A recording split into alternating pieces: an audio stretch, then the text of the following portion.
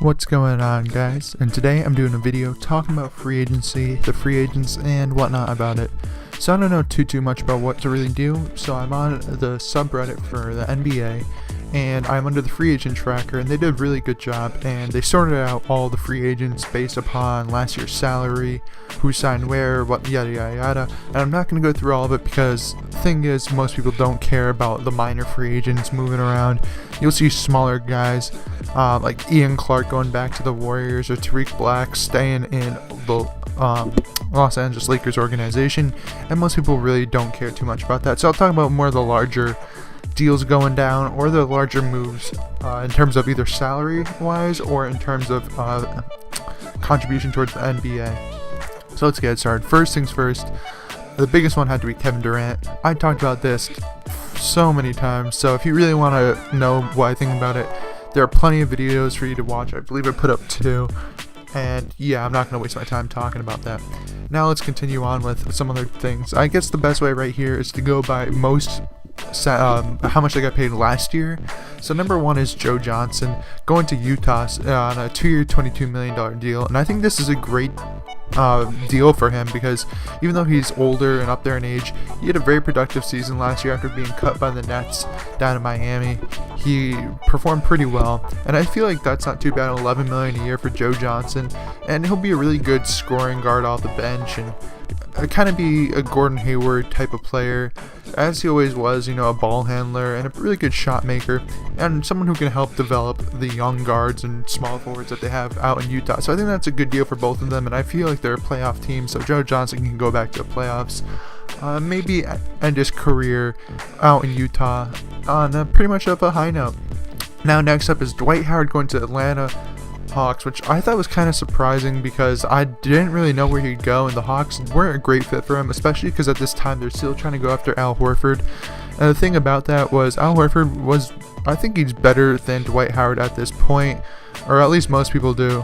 I still like Dwight a lot, where I feel like when he's healthy, he's easily one of the best centers in the NBA, but the thing is, his health issues are kind of limiting him, and that's why I think Al Horford I don't know if he would 100% be better, but he's definitely more valuable to the team.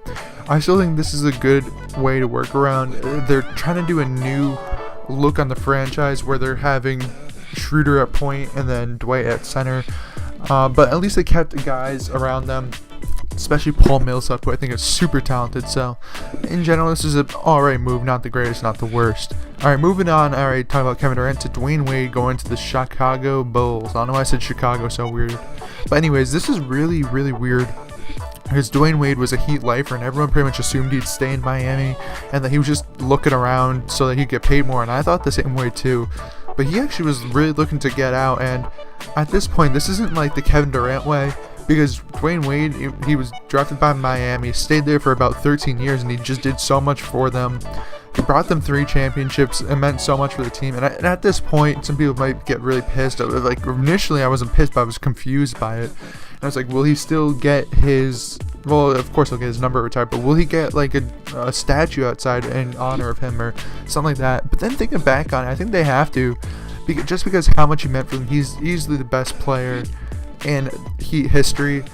He's not the best player in terms of who was the greatest talent, as LeBron is easily the greatest talent who ever played for Miami, but in terms of who had the greatest career to help out the Miami Heat, he's easily the number 1 guy, bringing them 3 championships and plenty of other accolades. So I think for Dwayne Wade, it's kind of sad to see him leave. It's going to be weird to see him not in a Heat jersey, but Chicago did get a good guy. For that, it's a little kind of questionable when you have already 2 guys on the team who are ball dominant guards in terms of Jimmy Butler and Rajon Rondo, but it's nice to see him go back to where he's actually from. Alright, moving on to the next one. Eric Gordon signed with the Rockets. Now this is a super questionable move because he got a pretty big payday, 4 years, $53 million, which equates to about $14 million a year off the top of my head, 14 and a quarter. And I don't know what he really does there because they already have a shooting guard in James Harden, who's, in my opinion, the best shooting guard in the game today. And they got a guy who literally can't play next to James Harden. The guy's not a good defender. He can't do anything besides score, and he needs the ball in his hands to score. A couple of years ago, he's a good spot-up 3-point shooter, but he seems like a guy who needs the ball in his hands. Next to James Harden, that doesn't work really well. He's getting paid tons of money. This isn't a short-term deal. This is a four-year deal. So it's really questionable. I don't really get the fit. And I feel like Eric Gordon could have gotten a little bit more from some other players. So I don't know what's really happening. And wow, exactly when I said this, Rockets agreed to a 4-year extension with James Harden. So he's going to be there much longer alongside Eric Gordon. I really don't get that fit whatsoever. That was really weird. I don't like it too much. All right, now moving on to the next guy. Roy Hibbert signed a $5 million deal with the Charlotte Hornets for 1 year. And I think this is a great value great value pickup for the Charlotte Hornets, as Roy Hibbert has really been dwindling, but at $5 million and just for, I don't know, 1 year, worst case scenario, he does terrible and you only paid him $5 million, and whatever. If it's a bad signing, it's over. But on the bright side, look, he could have a decent year. I mean, he'll probably be their starting center, and I think he'll fit well in Charlotte's system where they like having a defensive-minded player, especially at center, and Al Jefferson really wasn't that. So by having Roy Hibbert, it can really help them out. So I think this is a good deal. Hibbert, I don't know if he could have got much more money, as he was really dwindling. So I think that's still, regardless, a pretty good deal. Alright, next up is Chandler Parsons signing to the Grizzlies. Now, this one was a little surprising too, as he's getting paid, like $23 million a year for 4 years. 4 years, $94 million. And the thing is, Chandler Parsons, even though he's good, he's very injury prone, and he's just not great enough, I feel like, to really say he deserves that money. Because the guy who is kind of comparing, or would say, alright, you gotta look at him, would be Nick Batum. Batum is one of my favorite players, especially when he's back up at Portland. I mean, they're pretty similar players in terms of age, where Chandler Parsons is almost going to be 28 and Batum is they're actually, it shows right here in decimals, it's really weird. Parsons is 27.7, which means he's turned 28 pretty soon, and Batum is 27.6.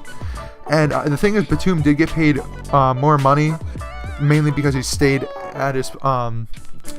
in Charlotte, but still, that's still a pretty hefty amount of money you give to Chandler Parsons.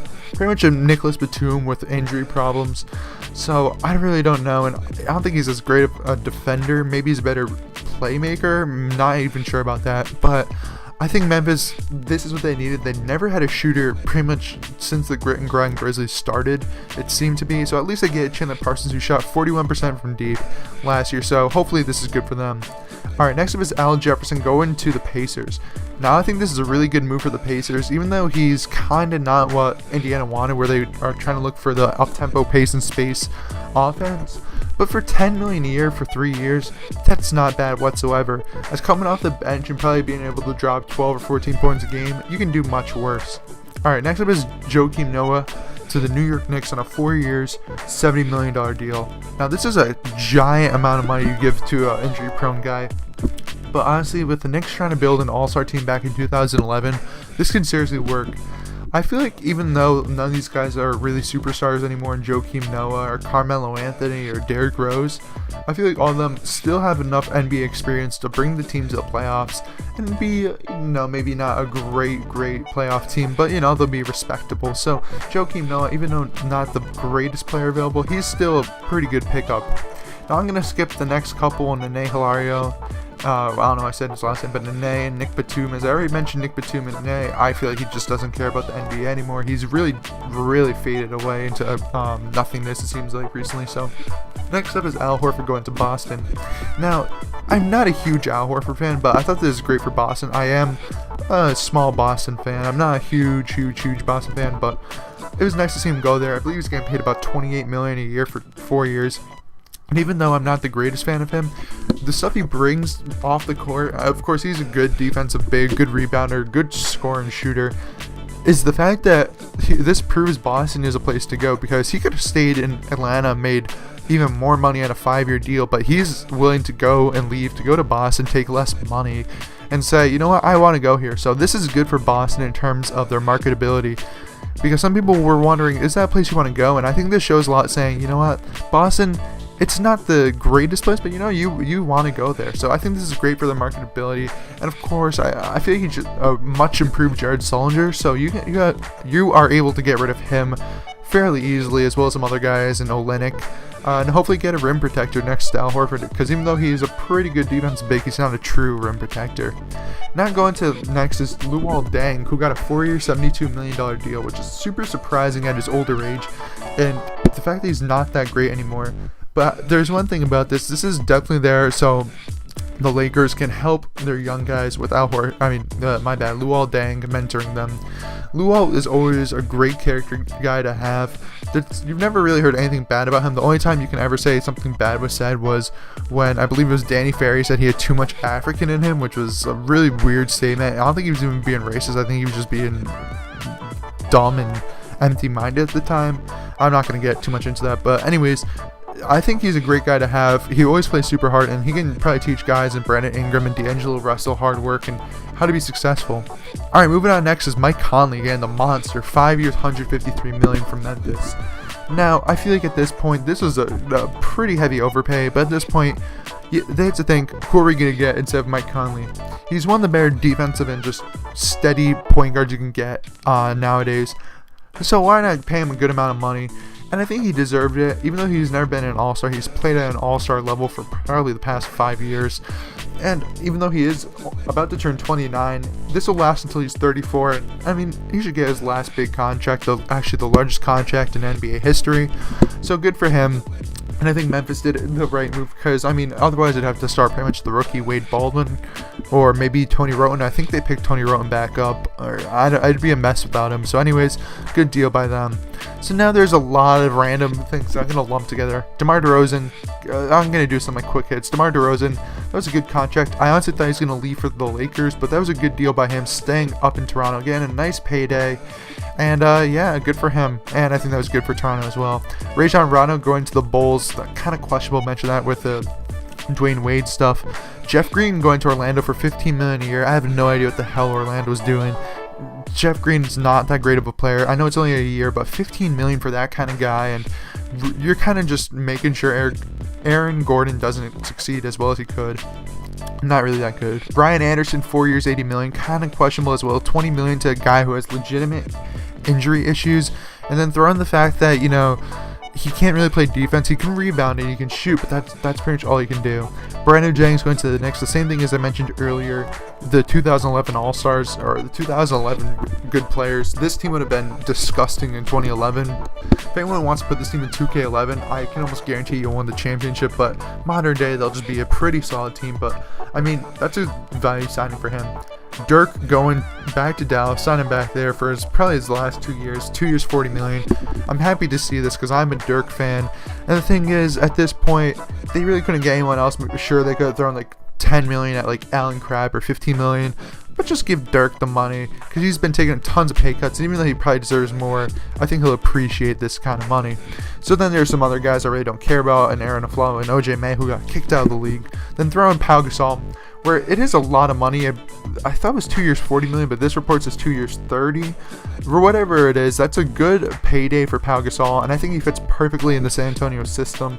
As Duncan, I don't know if he'll retire, but he might stay another season and just come off the bench, and he's a pretty solid player in terms of Pau Gasol. And even though he's older, he's 36, I feel like he can still play until he's probably 39, because he relies on zero athleticism and all based on his smarts and skill. Marvin Williams staying in Charlotte for $54 million over 4 years. Great deal for him, because honestly, he was probably not a bust, but a big slip up by Atlanta way back in 2005. Yes, when he was picked ahead of Chris Paul and Darren Williams. But he carved out a good role for him in the NBA, and he's been pretty solid for the past 5 years or so. So good for him. I'm happy for him, and that's a great fit for him. Now I'm going to skip a lot of the other guys, as they're just smaller signings that I really don't care about, as they're either minimum deals or just, you know, role players. But one they have to question is Timothy Mozgov, 4 years, $64 million. Now, I can just hate on the Lakers more and more and more, but the thing about it, the entire thing is they should have just waited, because the whole thing about it is maybe you want to have Mozgov and build with him, but he's 30 years old, and you could have just waited, and you could have gotten Festus Ezeli for much cheaper, and I don't know how good Festus is, but come on, you could have gotten him instead for much cheaper, no doubt much cheaper, so why not just go that way? Alright, more guys I really don't care about in terms of they're not that great. Harrison Barnes got a max deal. Come on, man. I don't like Harrison Barnes in the slightest. In terms of, I feel like he's not that great of a player. Now here's a big deal. Evan Turner, 4 years, $70 million, going to Portland. And I am a Portland fan, and I feel like this is a kind of questionable and weird move, but I think it's still good because he'll have this through his prime, and for $17 million, it's kind of a high price, but I feel like he'll fit really well next to McCollum and Damian Lillard, where they have 3 legitimate point guards in terms of ball handlers. And then I feel like Evan Turner is just solid all around. He does need the ball to score, but I mean, he can bring more to the game than just that. Andre Drummond re-upped in Detroit for a monster extension. Happy for him about that. More small moves. Oh, by the way, Bismack Biyombo, I just saw this, going to Orlando. That was really weird. I don't get that. They have Vucevic, unless they want to trade away Vucevic, and they also have Serge Ibaka, which means they'll have a great defensive team. I don't know. As I said earlier, Orlando's really questionable. Going on and on. There's barely anything left, really. The last one I'll actually talk about, because there's a ton of smaller signings, is Festus Ezeli going to Portland for only $8 million a year over 2 years. And this is because people were really questioning, would this guy get tons of money? Now, some people were questioning if he'd get max money. There's no way in hell he'd get max money, in my opinion. I think, but there was real questions if he'd get 15 to 16 million a year. But Portland have signed him for $8 million a year, which is a great signing on their part. I don't know if they're going to start him or Plumlee. I like Plumlee a lot, but maybe they might look to trade Plumlee away, as he's pretty valuable. I believe he had a couple 9-assist games in the playoffs, showing that he's a good playmaker at the 5 spot. But I think this is of great value for Portland, and also I think this fits really well for Festus, because maybe he might come off the bench and right next to Ed Davis. That'd be a great defensive and rebounding front court, that can actually be pretty solid. So I think this is a good deal all around. So there are plenty of other deals that you can look for. And truth be told, I don't really care too much about them, as they're either small players or they're going to places that I don't care too much about. Of course, you might be fans of teams. I'm not trying to disrespect you or your team, but it's just, I don't know, I'm kind of skimming over it. I'll go to quick things like Hassan Whiteside back to Miami. Good deal on their part.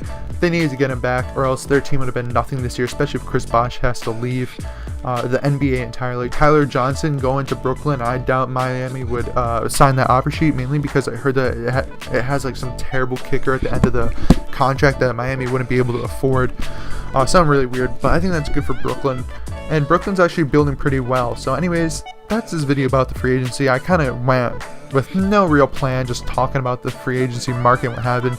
So anyways, guys, I'd like to thank you guys for watching. Please give me a thumbs up if you've watched this entire video up to this point. Comment down below what you think about some of the signings. Do you think I skipped over some? Because maybe if I skipped over some, I'll comment and respond to you guys about my opinions on it.